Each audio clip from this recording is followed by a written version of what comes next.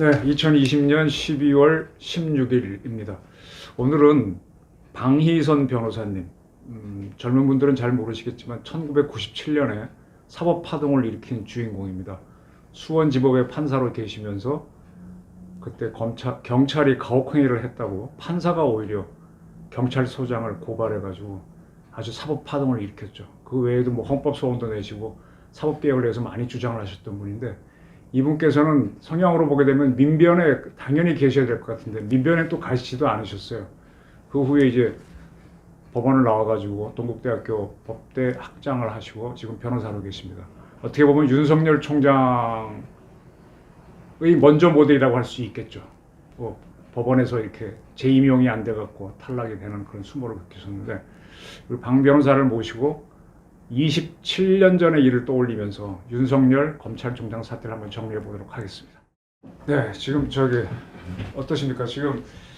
저는 지금 이 정부 사람들이 하는 걸 보게 되면 운동권 같은 생각이 많이 들거든요. 운동권 친구들이 막 돌을 던지고 뭐가 폭파되고 하면은 나중에 어떤 자기 손해가 있는지는 계산하지 않고 일단 즐거워하는 것 같은데 어떻게 보십니까? 마스크 벗고 하셔도 좋고. 네, 여긴 뭐 장소 편의상 제한된 곳이니까 서로 벗고 하겠습니다. 네.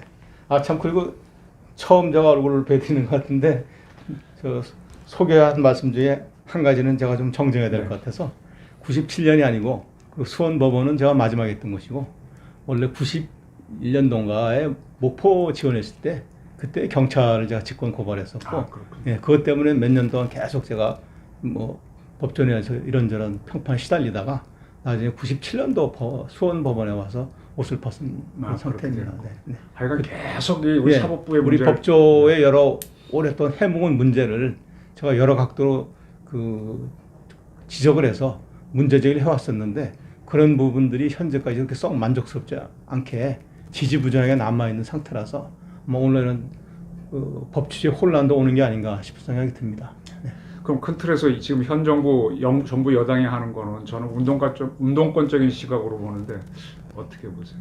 저는 제가 볼 때 뭐 그 사람들이 운동권 출신이고 해서 뭐 그런 표현도 하는데, 저는 그냥 그것까지 정확히 모르지만 냉정하게 말하면 현재 현 정부 이번에 뭐 총선 이후에 하는 행태를 보면 저는 예전부터 좀 우려했는데, 좀 심하게 그냥 단순하게 쉽게 말하면 그 과거 30년대 후반의 나치 또는 볼셰비키 혁명 이 뒤섞인 모습이 아닌가 저는 그렇게 보고 있습니다. 아예 그냥 법과 제도를 무시하고 사회를 일정한 대중 동원으로 선동하면서 끌고 가는 그 초법적인 법질서 파괴적인 행태를 맘놓고 있는 게 아닌가. 네. 근데 국민들은 아직 그걸 충분히 시간을 못해서 뭐 21세기에 설마 그러겠냐 하면서 반신반의하다가 지금 뭐 잘 모른 채로 슬슬 끌려 들어가고 있는 게 아닌가 생각이 듭니다. 나치의 지도자인 히틀러를 우리가 총통이라고 번역하는데 독일어로는 퓨러죠. 퓨러죠. 퓨러 지도자. 영도자. 네, 지도자. 군주자. 이끄는 사람. 이끄는 영도자. 사람. 그러니까 대통령이나 총리를 넘어선 사람이지 않습니까? 어떻게 보면 북한하고 비슷한 그런 시스템인데, 지금 현 정부 시스템이 임기제 대통령인데 성격으로 보면 퓨러에 가깝다. 그렇게 보시는 거예요? 그러니까 이 사람들이 선거라고 하는 형식 껍데기를 타고 들어와서 그 다음에 내부적으로 변질을 시켜서 그거를 외형만 유지한 채 내부적으로 완전히 변질시키고 탈바꿈시켜서 이상한 형태의 지배체제로 끌고 가는데, 그게 제가 볼 때는 히틀러의 나치가 집권해서 총통제로 변질하는 과정과 매우 흡사합니다. 수권법을 만들어서 헌법을 무시할 수 있는. 그렇죠. 아시다시피 많은 사람들은 나치하면 끔찍하다고 생각하는데, 실제 그 당시에 변화되는 과정을 들여다보면 저 2차 대전을 일으켜서 유태인을 학살할 때까지는 그렇게 끔찍한 걸 못 느꼈을 겁니다. 그게 일반인들이 상상한과는 매우 달리 나치가 집권한 과정을 보면 전부 철저히 선거, 법 제정, 이런 법적 절차를 통해서 하나하나 해나갔던 거거든요. 유태인을 수용하고 처리하는 것도 독일형법 42조 A라고 하는 그 조항에다 집어넣어서 사법 절차를 통해서 처리했어요. 그러니까 우리가 알듯이 무슨 이상한 삼류 드라마에 나온 것처럼 갑자기 뭐 사극에 나온 것처럼 군인들이 몰래 잡아간 게 아니고 철저히 법 절차대로 했습니다. 그래서 그게 모든 것이 절차대로 이루어지는 바람에 조금 이상하게 간다고 하는 것에 대해서는 의문이 있었지만 국민들의 여러 같은 지지를 얻고, 그때도 대중적인 지지를 굉장히 얻었습니다. 국가를 재건한다. 거기엔 그리고 소수의 그래서 대중들을 선동하고 호도하는 아주 선동 작업을 많이 해서 대중들을 이렇게 마취시키고 끌고 가고, 다만 그 정확하게 그 이념과 원칙을 보고 그 어떤 본질을 꿰뚫어 볼 수 있는 소수의 지식인들은 이게 대중 선동이 한 사기다. 그것은 반드시 법질서를 파괴할 것이고 그 국가를 전체적으로 끌고 갈 것이다 하는 그 지적과 비판을 많이 내놨는데, 그 사람들을 서서히 추방하거나 도태시켜서 대중들과 분리를 시켜버렸죠. 예. 그럼 저희가 학생 때 본 책 중에 하나가 운동권 교수가 쓴 민중과 지식인입니다. 그때 바이마르 공화국에서 상당한 지식인들이 문제점이 있다고 봤는데 국민적 저항이 없었거든요. 그것이 민주주의의 하나의 맹점으로 보이는데 지금도 보게 되면 코로나라든지 이런 것 때문에 지금 제가 가만히 보니까 추미애 장관이나 정부에서 비난하는 거는 정부 검사들이 접대를 받았다라는 걸로 검찰 개혁을 요구하고, 근데 검찰 개혁의 대상으로는 윤석열 씨를 지금 치고 있거든요. 다른 거를 거론해놓고 성동 격사해서 제가 좀 이상하다 싶은데, 여기에 왜 국민들이 저항을 못하는 문제는, 주권자가 저항하지 못하는 문제는 어떻게 풀어야 됩니까? 저는 그 부분은 조금 다른 각도에서 우리가 본질적으로 봐야 될 것 같아요. 우리 국민들이, 저는 이런 자리에서 냉정하게 말씀을 드리면, 그 서구 시민사회가 형성할 때 가지고 있는 시민의식과 정신, 그 저항 정신이 없다. 배양된 적이 없어서 그걸 모르고 그 해방될 때까지 그냥 군주하에 또는 제국주의의 신민으로 살았기 때문에 우리가 생각하는 법치주의를 전제를 가능케 하는 토양이 있죠. 사회적 토대. 그거는 시민 의식이 있어야 되거든요. 시민 의식 자체가 함양되지 않았거나 아직도 매우 미비하다. 그래서 그냥 우리나라 국민들은 어느 철학자가 말씀하신 것처럼 백성 수준이 아닌가. 예, 그래서 우리는 그 과연 자발적으로 그 법이라는 게, 권리라는 게 하늘에서 주어지는 건 아니고, 결국은 자유는 피를 먹고 자란다고 하지 않습니까? 네. 자유는 침해당할 때 그걸 물리치기 위한 저항을 하고 그 맞설 수 있는 의지와 투쟁이 있어야 되는데, 그 부분이 없다 그러면 그냥 다스림을 받는 백성이거든요. 네. 그러니까 그 부분이 사회적으로 원천적으로 매우 미약한 상태인데, 그것을 오랫동안 우리가 방치해서 외형에 취해가지고 이제는 민주주의가 잘 되지 않았냐 하고 안이하게 사는 바람에 소위 말해서 의식 함양이 안 된 거죠. 사실은 이걸 계기로 우리가 국민 감정이나 의식을 짚어봐야 되는 게 아닌가. 과연 이렇게 살아가는 게 태도가 맞나. 왜냐하면 한 예를 들면 그 나치 시대에 그렇게 된 것도 그 사람들이 제대로 된 그 당시에 프랑스 혁명이나 미국 독립혁명 같은 걸 겪어보지 못한 사람들이에요. 독일도 다소 후진적이잖아요. 그렇죠. 네. 그러니까 비스마르크 체에서 다스림을 받고 네. 또 그 제1제국에서 네. 황제 밑에서 살던 사람들인데 네. 그 다음에 공화국을 만들었는데 네. 그게 매우 취약했단 말입니다. 네.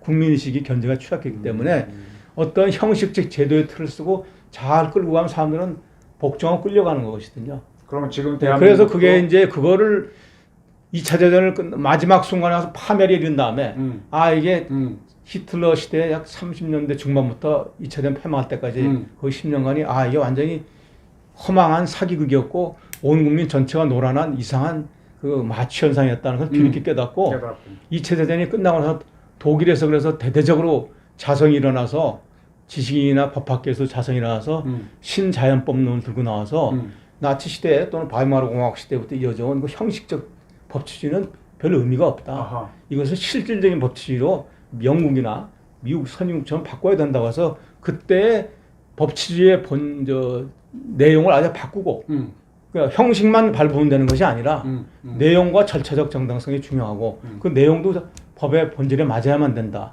그래서 그것 때문에 그걸 반사하기 위해서 크게 새로운 이론으로 접근하고 과거는 법치주의가 아니었다라고 재정립을 한 다음에 진정한 법치주의는 실질적 법치주의로 이렇게 가야 된다 하는 것을 원리를 다시 탐구해서 내놨고 그것을 보장하기 위한 장치로 헌법재판소라는 걸 자기들이 창안한 겁니다.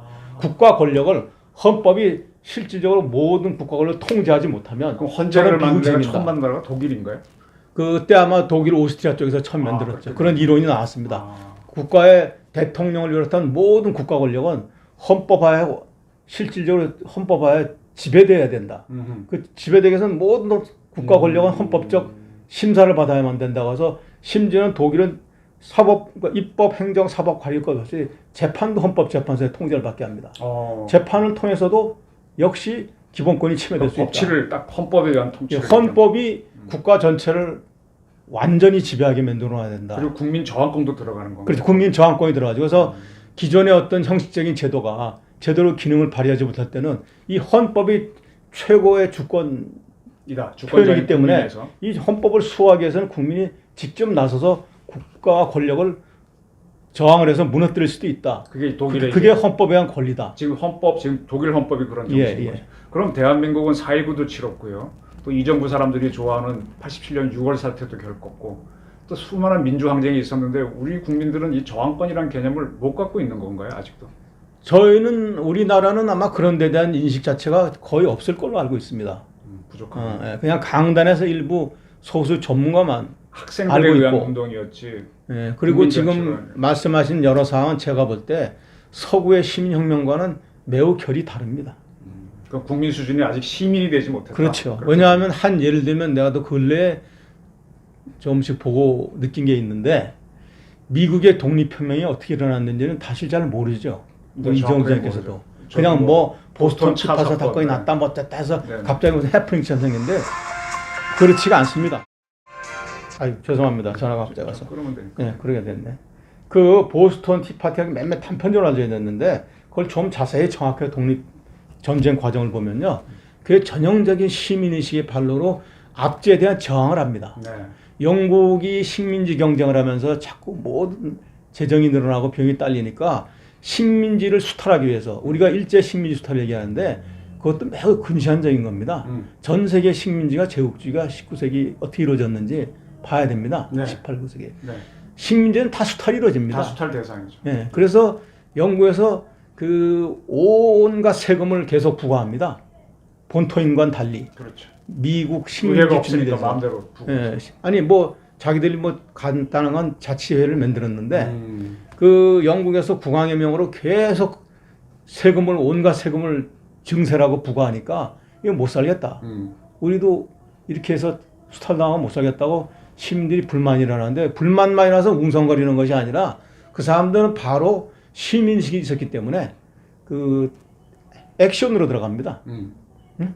처음에는 왕에게 대해서 계속 제거해달라, 폐지해달라고 거기에 대한 그 무슨 청원 같은 걸 내다가 네. 안 들으니까 영국 총독에게 이것을 해결해달라고 시민들이 집단으로 항의하러 몰려갑니다. 그런 과정이 있어요. 그러다 보니까 영국 총독에서 주둔하는 영국군을 동원해서 이 사람들을 그 항의하는 집단 시위를 사살해서 네. 많은 사람이 총 맞아 죽었습니다. 그러면 바로 또 가라앉은 것이 아니고 그 사람들이 다시 돌아가서 못 참겠다 해서 이번에는 그러면 안 되겠다. 우리의 정당용을 들어주지 않는구나. 그럼 우리는 무력으로 싸워서 영국군을 내쫓겠다. 저항권이. 해서 자기들이 스스로 미국 독립혁명에 나온 사람들은 그 자발적으로 시민들이 모인 민병대입니다. 영국군에서 볼 때는 오합지졸이었어요. 미니트맨. 예, 아니 그 민병대. 동네 사람들 주워 모아서 그렇죠. 그 뭐 옛날에 전쟁 경험이 있는 사람 또는 뭐 워싱턴처럼 그 영국군에 복무했던 그렇죠, 사람들을 그렇죠. 앞세워서 자기들이 스스로 그냥 각 지역에 의용대를 만들어서 그 사람들이 나와서 그 영국군이 주둔하고 있는 총사령부 본영으로 쳐들어가서 전쟁을 벌이겠다고 덤빕니다. 시민들이 주권 의식을 갖고 한 거네. 예, 그러니까 영국군에서는 황당하고 이거 식민지가 반란이다.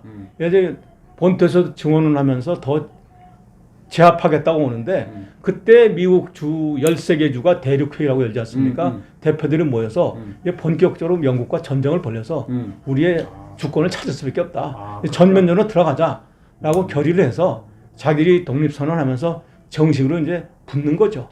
그래서 결국 악전고투 때 예상과 달리 처음엔 민병대니까 약해서 영국군의 많이 패전을 당했습니다. 다 무너졌다가 어떻게 악전고투 그때 자기들이 또 불굴의 의지를 싸워서 결국은 그 영국 주둔군 사령부나 그쪽을 뭐 그 당시 공작이 와 있었는데 그쪽을 완전히 패전시키고 심지어 뭐 프랑스도 일부 해전을 도와주고 해가지고 도와줬죠. 예, 그래서 그렇게 해서 싸워서 이긴 겁니다. 거기서 보듯이 결국 싸워서 일어납니다. 주권자는 쟁취를 하는 거군요. 이게 어떻게 하다가 부당하다. 우리의 주권이 침해되고 기본권이 침해된다. 못 참겠다 하면 항의를 프로테스트를 하다가 안 들으면 결국은 그 인간 사회 집단이 뻔하잖아요. 역사가 서로 충돌하면 어떻게 됩니까? 무력투쟁이라 하죠. 네. 무력투쟁을 감행한다는 게 들어가야 그게 이제 저항. 그래서 이제 실체적인 겁니다. 제퍼슨이 민주주의란 나무는 억압자와 투쟁자의 피를 먹고 자란다는 그런 똑같은 의미로 프랑스 혁명도 최초에는 그 무슨 군대가 막 동원된 게 아닙니다. 그렇죠. 루이 국왕에게 뭐 항의하겠다, 뭐 해달라 하다가 나중에 안 되니까 그때 뭐 왕의 군대가 강력하잖아요. 게임이 안 되니까 그때 일부 지도자들이 꾀를 내 가지고 유혈 충돌을 막기 위한 자기 나름대로도 뭐 보신책을 쓰잖아요. 주로 이제 부녀자들을 동원해서 부녀자들을 우선 1차 시위로 내보내 부녀자를 안 쏠 거 아니냐 해서 부녀자들이 바스티유 그렇게 되는 건가요? 부녀자들이 저 궁으로 간 겁니다. 네. 그래서 부녀자들이 들어올 거 쏘지도 못하고 하다가 그게 방어선이 무너지고 들어오니까 그때 물밀 들어가서 처리한 겁니다. 베를린 장벽 무너진 거랑 비슷하게 우왕좌왕하다 무너지는 거군요. 예. 그러니까 그 사람들도 나름대로 그 앙시앙 레짐이랑 구왕정 압제 체제를 벗어나기 위해서는 여러 가지 부단한 투쟁을 하면 그 사이에 소규모 뭐 반발도 있고 항의하는데 뭐 체포되고 사살되고 그러지 않습니까? 네. 그러다 마지막에는 전체적인 권리를 해야 되겠다고 작전을 짜가지고 그렇게 돼서 그렇게 해서 결국은 그 사람들은 나중에는 결국은 뭐 유혈 투쟁을 벌이잖아요. 그러면 우리 문제로 들어오게 하면 우리는 아직도 이 시민들이 주권자 의식이 부족한 거고 그냥 이렇게 간 건더 불보듯이 보고 있는 거죠. 그냥 누가 나서서 해주기를, 그냥 누가 나서서 백성 의식, 고쳐주기를. 신민 마치 의식. 해방될 때도 뭐 전 유엔 미군이 연합군이 나서서 해방이 됐잖아요. 그럼 지금 사태는 우리 국민이 스스로 결정해라, 결정하지 못할래 그걸 묻는 하나의 큰 이것이 시대적 계기가 문제가 돼서 오고요. 우리가 사회적 학습을 해야 된다고 봅니다. 네. 프랑스도 예를 들면 2차 대전 때 쉽게 무너졌잖아요. 쉽게 모르겠죠. 무너졌는데 그 뭐 전략상의 미스이긴 한데 그게 일부러 항복한 건 아니고 독일이 벨기에를 통한 기상천외한 공격을 한 바람에 전선이 무너졌는데 그때 프랑스군이 후퇴하다가 그 임시정부를 세우면서 협상을 하는 과정에서 드골 같은 사람이 도저히 안 된다. 끝까지 항전해야 되겠다고 나가서 영국에서 망명을 세우고 그때 드골이 연합군과도 상당한 그 베탱 원수하고도 교섭을 했는데 처음에 연합군들이 미군도 그렇고 드골을 별로 지지해주지 않았어요. 네네. 그러다가 베탱 원수제가 나중에 했는데 이 사람들 보면 그 끝내 그런 체제에서도 국내에 남아있는 레지스탕스라든지 여러 산발적인 조직들하고 연결해서 계속 저항을 해서 국민들이 우리는 끝까지 싸우겠다. 적이 물러나갈 때 싸우겠다는 의지를 실천하거든요. 제가 알기로는 드골은 우파고 레지스탕스는 좌파들이 많았는데 네. 연결을 했던 건가요? 예, 어쨌든 그 사람들을 동원하고 연합군의 힘을 끌어들이고 자기는 그 처칠 수상에 그래도 많은 도움을 받아서 끝까지 싸우겠다. BC 빼땅 원수가 한 그런 타협적인 거에 따라가지 않고 역시 저항권을 결국 통해서 끝까지 우리는 우리 국가를 스스로 회복하겠다. 그리고 마지막에 그 파리에 입성할 때도 굉장한 갈등이 있었잖아요. 연합군은 드골 들어오는 걸 바라지도 않고 기회를 안 줬는데 드골이 기어이 우기고 어떤 방법을 써가지고 막판에 억지로 파리 입성 선두에 섰지 않습니까? 맞습니다. 예. 뭐 그런 식으로 자기들이 권리가 있다. 내가 주체라는 걸 인식하는 감정이 있고 그 감정을 반드시 표출하려고 하거든요. 지금 제가 가끔 TV를 보면요, 우리나라 엔터테인먼트가 너무 많아요. 재밌어요. 그 다음에 이제 스포츠도 많이 보도해주고, 그 다음에 넷플릭스 뭐 이런 거에서 영화도 많이 방영해줘서 전두환 정권 때 3S로 국민을 호도한다 그랬는데 지금 그런 상황이 아닌가. 이번에 뭐 대통령이 탄소 중립 연설을 하는 것도 보면 흑백으로 했다가 뭐 증강현실을 보여주고 온갖 쇼를 하는데. 지금 거기에 제가 볼 때도 느낌이 드는 것이 저는 사실은 한 이 정권 초창기부터 나는 사실 이미 이상하다고 느꼈습니다. 많은 사람들이 있고 이것이 아마 나치와 비슷한 형태로 갈처지 많이 보인다, 농후하다라고 했는데 그때도 많은 사람들이 뭐 설마 21세기 무슨 나치냐 이렇게 했는데 가만히 제가 옛날 거를 분석해서 맞춰보면 거의 흡사합니다. 이 사람들이 뭐 물리력을 행사하거나 유혈낭장한 일을 하진 않습니다. 다만 대중을 선동하고 사람들의 마음을 흔들어서 그 일부 비판 세력을 자꾸 입을 닫게 하는 거거든요. 그렇습니다. 그렇게 해서 그 사람들이 잦아들고 그 혁명으로 권력을 잡은 그 공산주의자들 또 보게 되면 그 후에 계속 독재로 갔지 않습니까? 근데 저는 이 정부를 가만히 보면 이번에 윤미향 의원이 좀 사고를 쳤잖아요. 그럼 중징계를 하지 않고 슬쩍 넘어가는 거 보게 되면 윤미향이나 정의연에 대해서 이 정권이 빚을 지고 있다는 걸로 보여요. 또 민노총이나 전공로가 뭐 하게 되면 또 슬그머니 넘어갑니다. 그래서 이 정권은 제가 볼 때는 자기들끼리 광범한 소위 뭐 연대. 연합전선 연대라 그러죠. 세력으로 네. 가지고 있는 것이죠. 그래서 그 그래서- 사람들하고는 유지를 하려고 하고. 그- 그저 말씀 중에 잘 나왔는데 볼셰비키 혁명 때도 사실 처음에 우리가 알고 있는 뭐 피해 속창 같은 건 스탈린 때 나온 것이지. 그렇죠. 볼셰비키 혁명 때 나온 게 레닌 없습니다. 때는 안 그렇죠. 그때도 다 임시 연립 정부를 만들었다가 그걸 안에서 차지하고 예? 볼셰비키 맨셰비키 투쟁도 하고 케렌스키 연립 정권도 무너뜨리고 그렇게 나가면서 제도적으로 이렇게 사회 분위기를 조정해가면서 반대 목소리를 가라앉히고 그렇게 해서 나갔고 그 법과 제도적 절차를 밟아 나가면서 서서히 해나갔지 갑자기 뭐 총칼 들고 나타나서 사람들 쏴주는 게 아닙니다. 저는 우리 정부 지금 현 정부를 보면요, 뭐라 그럴까요? 운동권 여당 같아요. 집권한 여당이 아닌 것 같아요. 이 네, 사람들이 네. 보게 되면 여기에 주사파 세력이 많이 들어, 임종석도 들어가 있고, 뭐 누구도 들어가 있고 이런 사람이 돼가지고 일종의 원래 민주당의 뿌리는 한민당이니까 반공 보수 정권이란 말이에요. 근데 그게 어떻게 4.19까지 잘 오다가 광주 문제를 겪으면서부터 세력을 확대하는 과정에서 주사파를 받아들이면서 통일전선이 되면서 거꾸로 지금 색깔이 이상하게 변하면서 북한하고 좀 자꾸 가는 걸로 보이거든요. 이게 보게 되면은 볼시비키 혁명 이후에 그 소비에트화돼 가는 과정이 비슷한 예. 게 아닌가 저 제가 의심이 볼 되는데. 때도 옛날에 그 운동권 제가 과거에 뭐 여러 가지 정부위원회 가서 심사를 해봤는데 굉장히 불길한 의심이 많이 들었어요. 그러니까 소위 386이라는 사람들이 그때 그 볼셰비키나 또는 북한의 주체사상, 네. 혁명론 일부르고 모택동 어쨌든 그 작용화된 사상이 많이 물들고 그것을 사회 실천에서 사회를 변화시켜 보겠다고 하는 사람들이었던 걸로 알고 있거든요. 그렇죠. 사고체 이론이라고 네, 그래가지고. 사회 이 사람들은 그러니까 열심히 일반 정당처럼 수권 경쟁에다가 내가 한 임기 동안 잡아보자 이게 아니고 사회를 한번 통째로 바꿔봐야겠다 네.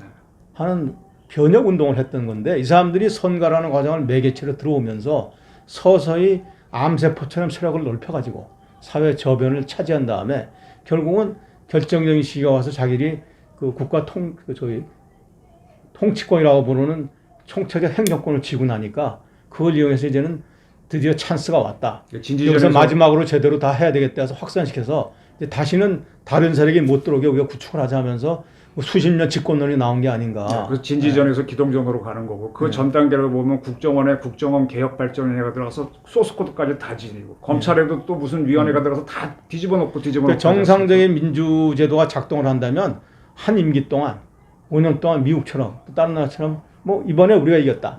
다음엔 딴 정당 이긴다 하면서 서로 경쟁하는 관계가 되는데 이 사람들은 이제 경쟁 체제를 말살시켜서 없애버리고 네. 오로지 자기와 같은 그룹으로 세상을 지배하려고 하는 지금 욕망을 가지고 있고 그리고 플랜을 짜고 있는 걸로 보인다고 생각이 되거든요. 그 제가 보기에는요, 이 사회에 큰 힘을 갖고 있는 게 무력 집단인 군부입니다. 근데 우리 군이 지금 완전히 무너졌거든요. 그래서 어제 보니까 이제 향군에서 송영길 의원이 북한 핵 용인할 수 있다 발언에 대해서 비판한 거 외에는 군은 조용합니다. 그나마 이제 검사들이 저항을 좀 윤석열 중조를 하고 있는데 지금 윤석열 찍어내기를 하고 있는 거거든요. 이거는 지금 언론도 지금 많이 꺾어져 있고 국회도 야당도 힘이 없고 그래서 윤석열이 꺾어지면은 검찰이 꺾어지면은 이제는 어떻게 그렇죠. 되는 걸로 보셔야 돼요?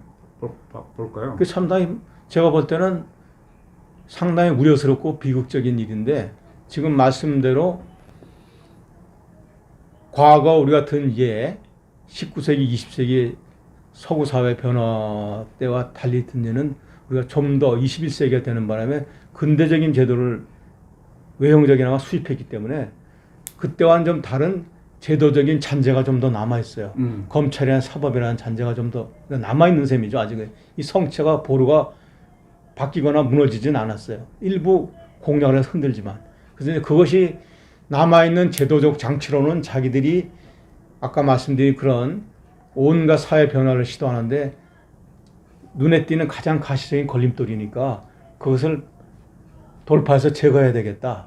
그 무력화시키는 작업을 하고 있는 게 아닌가 그렇게 하는 게 보이죠. 듭니다. 네. 그래서 또 하나 말씀드리는 거는 아까처럼 이런 얘기는 내가 뭐하는데 어떤 역사적 발전의 길게 인류 역사를 보면 결국은 어떤 무도한 집단이 잘못된 집단이 한 사회를 쥐고 흔들거나 할 때 그걸 밀어내는 힘은 또 다른 무력입니다. 국가 자체가 제도화된 무력이거든요. 연혁할 때 혁이 또 밀어내죠. 또 다른 무력인데 네. 또 결국은 무력에 의해서 잘못된 집단이나 권력은 심판하고 몰아냈지 스스로 나가거나 된 지는 없어요. 저항권. 한계에 이르면. 그래서 네. 저항권이고 네. 그래서 가장 역사가 미국 독립혁명도 마찬가지로 보면 결국은 무장한 군대가 일어납니다. 네. 그러니까 시민혁명이 커지면 시민이 자기가 무장을 하든지 미니어트 또는 그 민병대를 조직해서 자기들이 자발적으로 병사화되든지 해서 이 군대를 만들어서 싸우는데 그 시민은 결국 군대 무력의 힘을 쓸 수 있는 주체가 돼야 되는 건데 그 부분이 지금 어떠냐는데 의문이었어요. 사실은 개병제 국가인데도 그게 안 되는 거예요. 사실은 제가 일반 시민의 저항권은 굳이 말하면 그런 서구 역사를 보면 민간인에게 한정되는 것이 아니라 군인을 포함한 전 국민에게 해당되는 겁니다.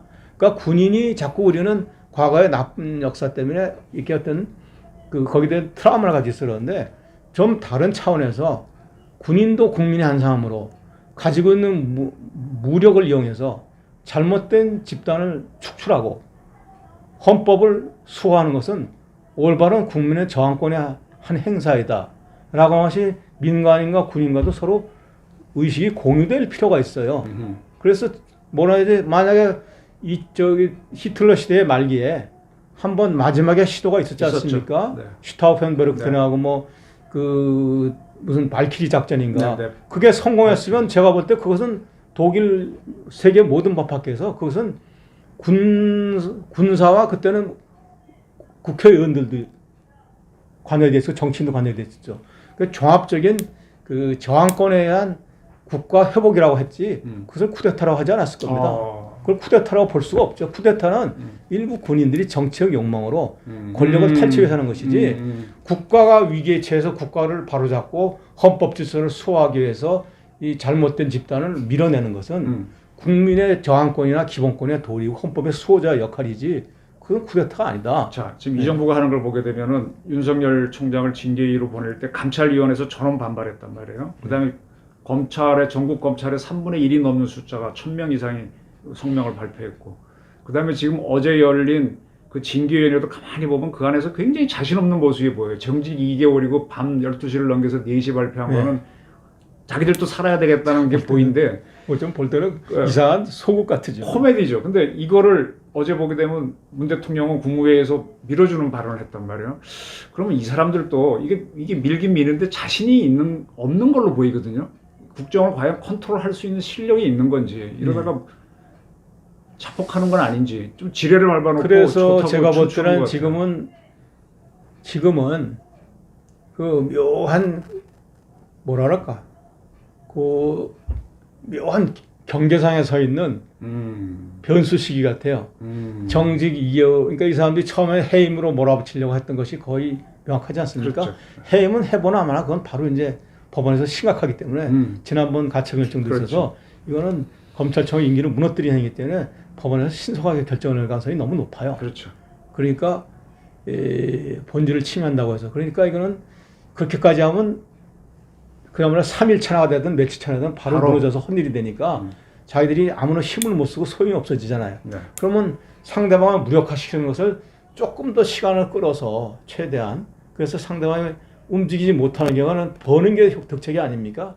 그러다 보니까 정직 얘기가 나오더니 역시 그럴 것 같았는데 그것도 정직은 보통 우리가 공무원들 많이 하다 보면 한 3개월씩 이상은 해요. 기본적으로. 그렇죠. 네. 근데 또 묘하게 2개월로 줄여놨어요. 예? 그러니까 그것도 더 최소화된 신용을 보이면서 어느 정도 했다 하고는 자기를 내놓고 그러면 2개월이면 법원에 뭐 효력정지 가처분을 내거나 소송을 내면 그래도 법원의 절차, 사법 절차는 기본적으로 시일을 요하거든요. 시일. 그러니까 해임처럼 뭐 너무나 중대하고 심각하면 법원도 비상상태로 들어가서 신속한 결정을 빨리 내릴 수 있는데 그렇게까지 심각하지는 않으니까 2개월 정도 쉬었다가 다시 복직하니까 이게 일단 불이익한 처분이긴 하지만 뭐 그냥 뭐 촌각을 다투는 것처럼 보이지 않으니까 법원에서 어느 정도 여유를 가지고 심리하다 보면 최소한 잘하면 한두 달 까먹으면 그때 가서 지더라도 한 두 달은 손발을 묶었지 않냐. 한두 달은. 네. 그러니까 뭐 설령 더 짧아서 한 달에 안에 이게 잘못됐다. 그래도 한 달 동안 업무를 묶었잖아요. 예? 그리고 나중에 판결은 더 천천히 나올 거고. 그걸 노리는 거죠. 그러니까 그 사이에 그런 그 공백기를 좀 써먹으려고 하는 게 아닌가 하는 참 간교한 생각으로 굉장히 보입니다. 자신 없는 거고요. 저는 지금 추미애 장관이 어쨌든 한두 달 정도를 벌면 음, 지금 검찰총장 지휘하에 이루어지고 있는 많은 세울 수 사건들이 있죠. 다 스톱되고 망가지는 게 아닌가. 네, 세울 수 네. 있죠.